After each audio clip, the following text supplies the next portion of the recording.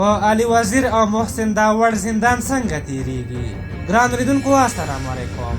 د جون په 18مه د پښتون ژغورنې غورځنګ دوه مشرانو او د قامي اسمبلۍ غړو محسن داوړ او علي وزیر ځینې دوستانو د هغوی سره په پېښور زندان کې لیدلي. په محسن داوړ او علي وزیر تور دی چې په شمالي وزیرستان خړ کمر سیمه کې خلک پر پوځي چیک پوسټ برید ته هڅولي وو چې دوی ردوي. په دې پیښه کې د پوځ په ډزو کې 14 کسان وژل شوي چې حکومت د دې خلکو کورنیو لپاره د معاوضې ورکولو اعلان هم کړی دی. په دوی زندان څنګه تیریږي؟ عبدالرشاب خټک وایي سیاسي قیدیانو ته په زندانونو کې ښه سهولتونه ورکول کیږي. علي وزیر او محسن داوړ ته نه یوازې کوم سهولت ورکړل شوی نه دی بلکې خراب سلوک هم ورسره شوی دی.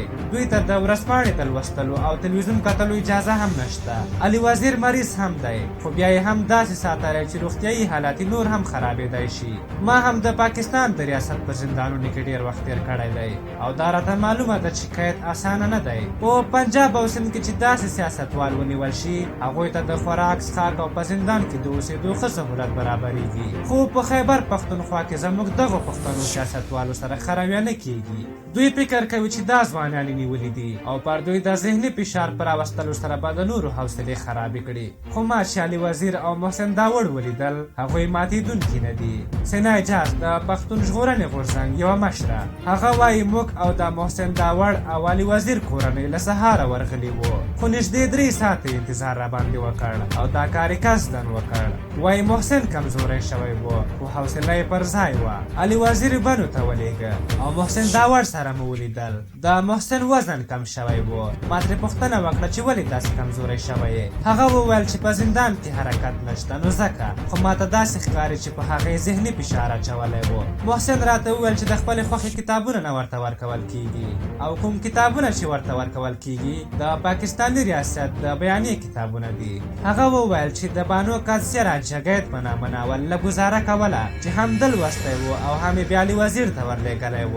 د دې معنا دا ده چې په نوره نړۍ کې په زندان کې داسې نه وي خو دلته په لیک لوست هم بندیز ده. د علي وزیر په اړه راته محسن داوړ وویل چې هغه د شکرې ناروغۍ لري نو په خوراک کې ورته ستونزې دي ځکه چې په زندان کې ورته سم خوراک نه پیدا کیږي. ډېرې خبرې نشوې کیدی ځکه چې موږ د ملاقات پر مهال د جاسوسي ادارو کسان ناست وو.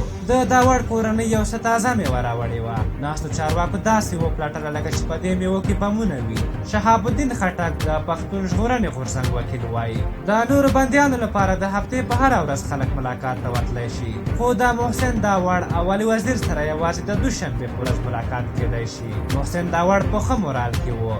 موږ ته یې لا ډاډ راکوه. له یوې مسئلې یې ګیله کوله او هغه دا چې دوی ته د خبرونو اورېدو اجازه نه ورکول کیږي او د بهر نړۍ له حالاتو بې خبره ساتل کیږي. د قلم او کاغذ اجازه هم ورته نشته. دا د تشدد یوه بله طریقه ده. ما ورسره د مقدمې په مخکې بیولو خبرې وکړې. داوړ وویل چې دی به د عدالتي پرېکړو احترام کوي او په زندان کې له شپو نه ویرېږي. دا و په زندان کې د محسن داوړ او علي وزیر وضعیت. د یادولو ده چې د جون په 28مه به د علي وزیر او د جولای په 3مه نیټه به د محسن داوړ محکمه ترسره شي. تاسو دغه ټول وضعیت ته په کتو سره څه نظر لرئ؟ خپل نظرونه مو راته په کومنټ کې ولیکئ. که زموږ دغه ویډیو مو خوښه شوې وي ضرور یې لایک کړئ. تر بلې ویډیو مو په لویه بخښونکي خدای سپارم. د الله په امان.